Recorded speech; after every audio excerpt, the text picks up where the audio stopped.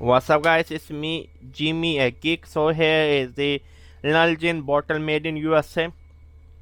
Nalgene. Some people pronounce it Nalgene. I know the E is silent. That's why you pronounce Nalgene.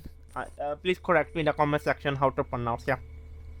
I love product made in USA. It's much better to support your own native country than buying anything from another country.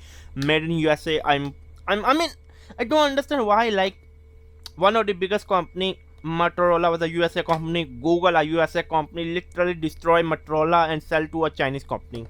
I don't know where is the patriotism. So this is a green is a 32 ounce.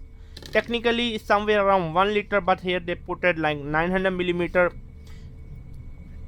I mean, Nalgene Trail product.